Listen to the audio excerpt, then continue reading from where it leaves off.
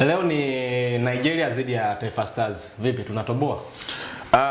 Moja kwa moja kusema kwamba unatoboa ama hautoboi, naweza nikasema ni swali ambalo linahitaji mtafakari mkubwa ili mradi uweze kupata majibu. Lakini unakuja kuangalia Tanzania, tunaingia kwenye huu mchezo kama tukiwa underdog. By the way, Nigeria tunawa appreciate kwa sehemu moja ama nyingine kwamba wao ni klabu ambayo ina mafanikio makubwa kwenye hii michuano, lakini pia hata ushiriki wao kwenye hii michuano ni mkubwa. Unazungumzia Nigeria ambao michuano ya mwaka huu inakuwa ni mara yao 23 kwenda kushiriki, compare na Tanzania ambao safari hii inakwenda kuwa mara yetu ya 4 kwenye hii michuano. Mafanikio yao makubwa Nigeria kwenye hii michuano, wametoa taji hili mara 3 na msimu uliopita walifika finali, sivyo bahati wakaweza kupoteza mbele ya wenyeji Ivory Coast. Kwa hiyo kuja kuangalia ni taifa ambalo kwenye msimu huu nao pia wanapigiwa chapuo kuweza kuwa hata mabingwa kutokana na kile ambacho walikifanya kwenye msimu uliopita kwa kufika finali na kupoteza kwenye mchezo dhidi ya Ivory Coast. Kwa hiyo mchezo mgumu ambao tunauelekea, lakini kwanzia nilipoangalia michuano ya AFCON, mechi 4 ambazo zimepita hadi kuielekea hii mechi ya leo, ninaamini kitu kimoja kwamba ukiachilia mbali ile individual brilliance ya wachezaji, lakini kuna umuhimu wa mbinu za walimu katika hii michuano. Tumeona baadhi ya walimu wamekuwa wanafanya kitu kwenye timu zao. Tumeona mwalimu wa Morocco kile ambacho alikifanya, mwalimu wa Komoro the same. Tukaona pia dabi ya makocha kwenye mchezo wa Afrika Kusini dhidi ya Angola. Walimu wote wawili walikuwa bora, na mzungumzia Hugo Broos pamoja na Patrice Benaumele walikuwa bora kwenye kimbinu. The same hata kwenye mchezo uliofuatia wa usiku Misri dhidi ya Zimbabwe, walimu kuna vitu ambavyo walikuwa wanavifanya ambavyo vilikuwa vina impact kwenye timu.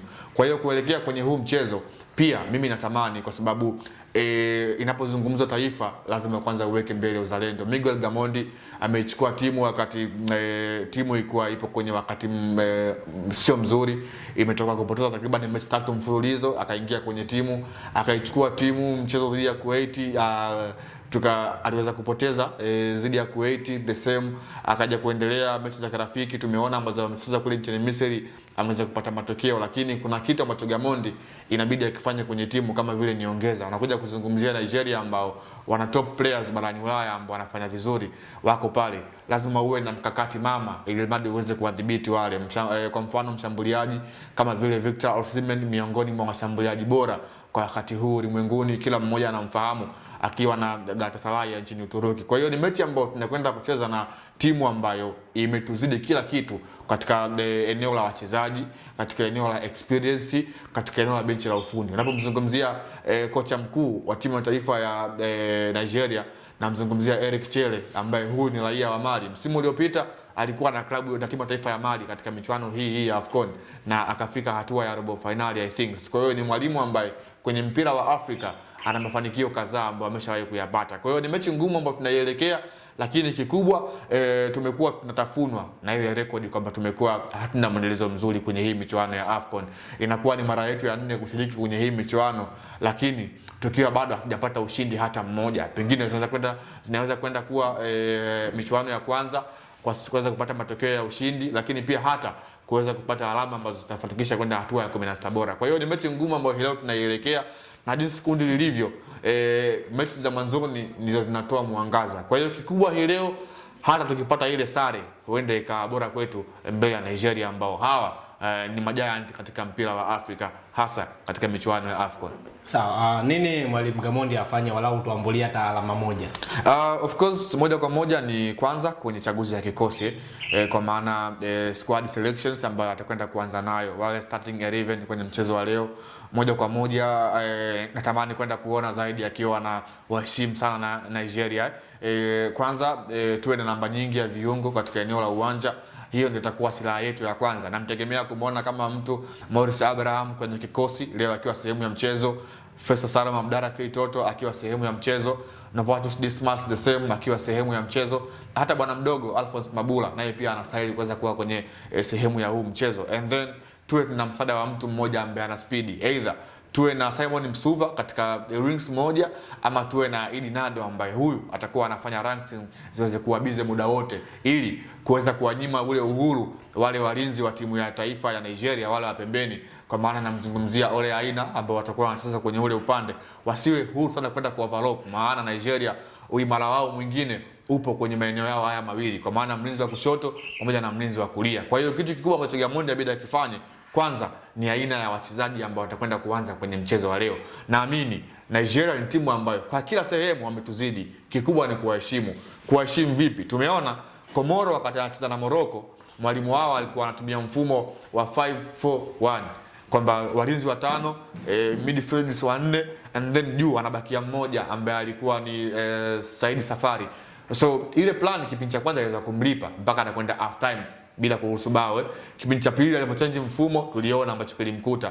Kwa hiyo kwenye haya mataifa ambayo ni makubwa, by the way, lazima tuwe tunawaheshimu hata kwenye aina ya kikosi ambacho tunakwenda kukicheza. Kwa hiyo kwenye huu mchezo nategemea kuweza kuona wachezaji ambao kwa namna moja ama nyingine kwanza wawe wana tanki la kutosha, wawe wana uwezo mzuri wa kupiga pasi, na hao wachezaji kwa sehemu moja ama nyingine mwalimu Gamondi anao katika kikosi chake. Kuna kiungo mmoja Eddie Halid Gego ambaye yupo kwenye kikosi cha Singida Black Stars. Watu wengi wamekuwa wanamzungumza kama kijana ambaye anakuja vizuri kwa wakati huu. Of course ni kiungo mzuri ambaye katika eneo la defense anaweza akafanya vizuri, lakini hofu yangu ipo kwenye experience ways. Bado kijana mdogo ambaye I think hii inakwenda kuwa AFCON yake ya kwanza kwenda kucheza. Kwa hiyo tunakwenda kucheza na timu ambayo by the way wametuzidi, lakini Gamondi kuna kitu ambacho inabidi akifanye ili mradi leo jahazi lisizame mapema. Okay, sawa. Moja ya hatari kubwa zaidi ni kuhusiana na kwamba alivyozungumza kwamba mwalimu Gamondi inabidi ya safu yake ya ulinzi iwe imara zaidi. Moja ya hatari kubwa zaidi ni kukaa nyuma. Namzungumzia mtu kama Victor Osimhen, Demola Lookman. Uone kwamba timu ikikaa nyuma ndo tutaruhusu zaidi kushambuliwa. Yeah, of course tumekuwa tuna bahati ya kuwa na wachezaji ambao wana speed kwa sehemu moja ama nyingine. Nimekutajia kama Idi Suleiman Nado, nyota wa Azam FC ambaye yeye anatokea kushoto mara nyingi. The same yupo Simon Happy God Msuva, kasi yake tunaiamini. Chazi Mombo the same, ana hiyo speed. The same hata kwa bwana mdogo Tari Nyalalakia na pia yuko bora kwenye hilo eneo la kudribble. And then na bwana Samata ambaye huyu atakuwa ndo kama vile icons ya kuweza kufanya ile kazi ya kuweza kuwasumbua safu ya ulinzi ya timu ya taifa ya Nigeria kule mbele. Kwa hiyo tukiwa tuna chemistry ya aina hiyo, and then tukiwa tunaweka basi lile ambalo tunasema tunatoka muda wowote, sio kwamba tunakaa nyuma alafu tunakuwa hatutembei. Kwenye michuano ya AFCON mwaka 2023 miongoni mwa timu ambazo zilikuwa zinaongoza kwa kupiga pasi za nyuma ilikuwa ni Tanzania. Walikuwa wanapiga pasi nyingi sana za nyuma ambazo walikuwa hawasogei. Ile ilikuwa ina madhara kwa sehemu moja ama nyingine, kwa maana timu ilikuwa iko down muda wote, timu ilikuwa haitoki. So mwalimu Gamondi falsafa yake ya kiuchezaji tumeona tangia akiwa na Young Africans, sasa yupo sasa hivi na Singida Black Stars. Ni mwalimu ambaye ana uhusudu mfumo wa possession footballers, anapiga pasi nyingi huku akiwa anatembea. Yaani ile gusa achia tende kwao, Gamondi ipo kwa asilimia chache. Kwa hiyo ukiwa na mfumo kama huo kwa sehemu moja ama nyingine, and then unakwenda kucheza na Nigeria ambao nao pia wana mawings ambao wana speed, na wewe pia ukiwa na faida na kuwa na mawinga ambao wana speed kwa sehemu moja ama nyingine, wanaweza pia kuwa ni hatari katika huu mchezo, kwamba ukiwa una winga ambaye ana speed aidha Msuva au Mombo katika wing zote mbili, and then ukawa unawakimbiza kwenye counter attacks, unaweza ukapata kile ambacho unakihitaji kwa sehemu moja ama nyingine. Kwa maana Nigeria wao kwenye mchezo wa leo plani yao zote zitakuwa ni kuweza kushambulia. Mimi sidhani kwamba mwalimu Eric Chelle huenda akawa na discipline sana ya kuweza kutuheshimu, kwa maana yeye anajiamini kwa sehemu moja ama nyingine, aina ya squad ambayo yuko nayo, the same hata mafanikio ambayo yako nayo, lakini pia ile pressure ambayo Nigeria amekuwa anapitia siku za hivi karibuni, kwamba wao wenyewe wanaamini timu yao bado haipo kwenye kile kiwango ambacho wanakijua kama ilivyokuwa miaka ya zamani kwa kina JJ hiyo kocha maybe, lakini pia kwa wale malegend wengine ambao wamepita. Kwa hiyo mchezo huu ambao unakwenda kuchezwa leo, mimi nafikiri man of the match wetu leo kwa timu ya Tanzania wa kwanza atakuwa kocha mkuu Miguel Angel Gamondi. Okay, sawa. Moja ya maneno ambao Watanzania wengi sana wamekuwa wakiyapigia kelele ni eneo la goalkeeping. Leo tunaenda kucheza zaidi ya Nigeria yenye washambuliaji hatari zaidi. Unamzungumzia mtu kama Victor Osimhen. Kutokana na goalkeeper wetu wa Yakubu Suleiman, nini kifanyike? Of course unapomzungumzia Yakubu Suleiman ni miongoni mwa walinda milango bora kwa wakati huu Tanzania, hauwezi kudoubt. Bwana mdogo miaka 25 I think, nyota wa zamani wa JKT Tanzania. Ni kijana ambaye kwenye kucheza na mikono yuko vizuri, kwa maana wale watu professional katika eneo la goalkeeper wanasema kwamba jukumu la kwanza la mlinda mlango ni ku keep the goal, and then jukumu la pili ni ku catch the ball. Kwa hiyo hao ni majukumu mawili ya goalkeeper ambayo anayafanya katika milingoti yake mitatu, kwa maana jukumu la kwanza la golikipa yeye ni kulinda lango, jukumu la pili la golikipa yeye ni kukamata mpira usiingie katika goli lake. Kwa hiyo Yakubu kwenye hilo eneo hakuna mtu ambaye ana doubt naye, ni golikipa ambaye kwenye saves yuko vizuri, lakini hofu yangu na hofu ya walio wengi ni kwenye eneo la kucheza. Tunafahamu kwa mpira wa kisasa golikipa naye pia anaongeza namba hasa kwenye kuattack na hasa kwenye mechi kama hizi ambazo timu itakuwa inategemea wale mawinga wake wawili, golikipa ndo inabidi awe anapiga ile mipira mirefu. Tunaona timu za taifa ambazo wanahama golikipa wamekuwa wananufaika kwa sehemu moja ama nyingine. Jana Afrika ya Kusini tumeona Lionel Williams alikuwa anaongeza namba katika eneo lao, though mechi ilikuwa tough, lakini naye pia alikuwa anaongeza numerical advantage, and then wale walinzi wa juu wanasogea kwenda mbele. Hiyo ni advantage kwenye timu. Kwa hiyo Yakubu kwa sehemu moja ama nyingine kwenye hilo eneo la footwork bado amekuwa na struggle, lakini by the way naamini walinzi wa timu ya taifa Tanzania wamekwisha kumfahamu kwamba hiyo ni udhaifu ambao yuko nao Yakubu Suleiman, na wanautambua udhaifu wake. So ili mradi wafiche udhaifu wake, ni lazima wacheze kwenye hali na mali, ili mradi ule udhaifu ambao wanajua golikipa wao wako nao usiweze kuonekana. Lakini pia kuna machaguo jingine la Zuberi Masoud Foba, ambaye huyu ni kijana ambaye kwenye milingoti mitatu ya Azam FC amekuwa anaaminiwa mbele ya walinda milango ambao kwenye experience way wameweza kumzidi kwa sehemu moja ama nyingine.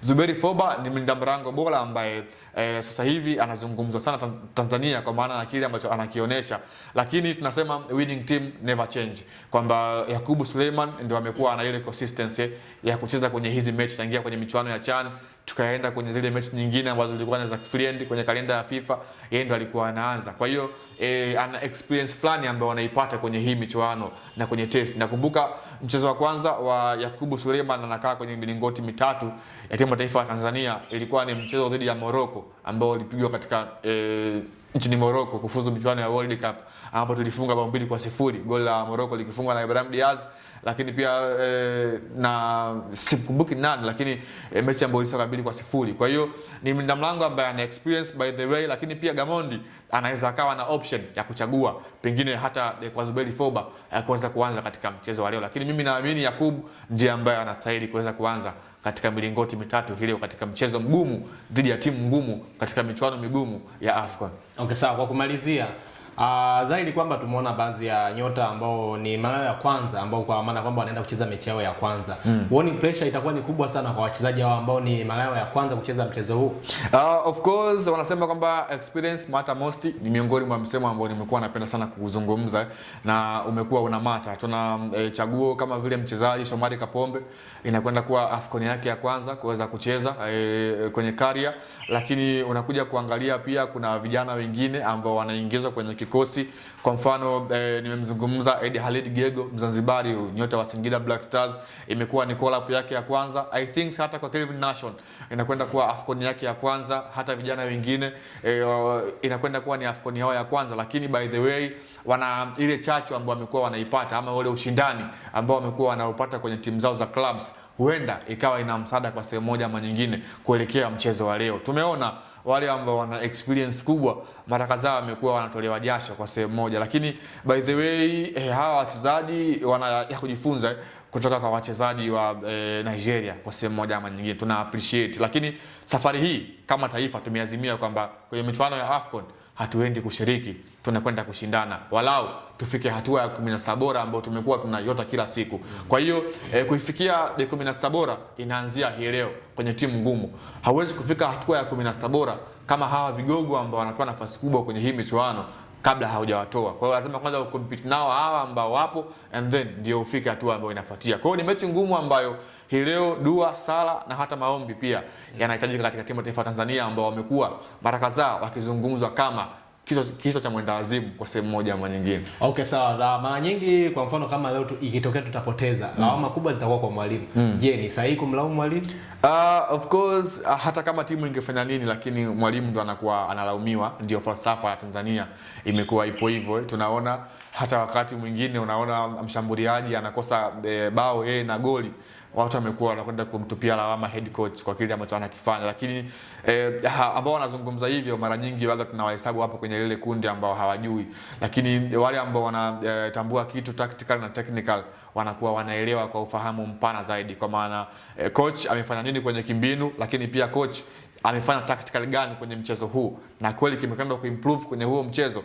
Ndio watu wengi wamekuwa wanaangalia hicho, wale ambao wanaangalia positive zaidi. Lakini hawa ambao wanamhusudu mwalimu mara baada ya timu kupoteza, hawa wamekuwa wana miemko ambayo wao wanawaza tu negative muda wote. Kwa hiyo mimi nafikiri kitu kikubwa ni combinations zinahitajika, yani walimu na wachezaji wake wawe kitu kimoja, kwamba wachezaji waingie kwenye falsafa ya mwalimu ambapo anahitaji. Individual brilliance ipo pale ambapo unaona kabisa jahazi linakwenda kuzama, ndio tunamhitaji Samata kama alivyo aweze kushow kile ambacho yuko nacho. Ndio tunamtaka Tarini Alalaki vile alivyo atupe kile ambacho Mwenyezi Mungu alimbariki. Kwa hiyo by the way, tuna timu nzuri ambayo inakwenda kucompete. Hawa wote ambao wameingizwa safari hii ni wachezaji ambao wanafahamu ugumu wa AFCON ulivyo. Tarini Alalaki, Chazi Mombwa, Haji Mnoga ambaye leo nafikiri anaweza kwenda kuwa sehemu ya kikosi katika upande wa kulia, Novatus Mirosh, hao wote wako bora kwenye hilo eneo. Kwa hiyo tuna wachezaji wazuri ambao wanaweza kucompete, lakini kitu kikubwa ambacho kimekuwa kinatuangusha ni endurance kwa timu ya taifa ya Tanzania.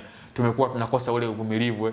Mimi mechi ambayo huwaga naikumbuka wakati wote ni mechi dhidi ya Zambia msimu uliopita, ambao tulitoka sare moja kwa moja. Patson Daka alipeleka maumivu Tanzania, ambapo tulikuwa tuna access ya kuweza kufuzu mchuano katika hatua ya 16 bora, lakini kutokana na ile sare tukaishia hatua ya makundi na kuipa nafasi ya Ivory Coast ambao walipita kwa best loser. Kwa hiyo endurance kama ikuwepo, kwa maana ya uvumilivu, yani wachezaji wajitoe kwa hali na mali na morali, yani wapambane, waseme this is jezi ya taifa na tumeivaa ili mradi iweze kupambana. Kwa hiyo mimi naamini hii leo Taifa Stars tunakwenda kushinda na Mungu ibariki Tanzania. Amina, amina.